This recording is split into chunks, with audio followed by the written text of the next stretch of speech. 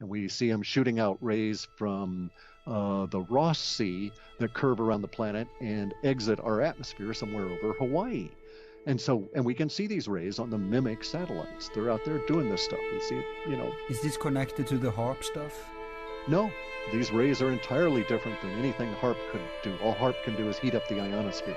These are actually microwave ray kind of things. Presumably, if you stood in front of the radiation, it would fry you instantly. Jeez. Because it's so large that by the time it's passing over Hawaii and exiting our atmosphere, because it's being shot out obliquely, right? They're not shooting at Hawaii.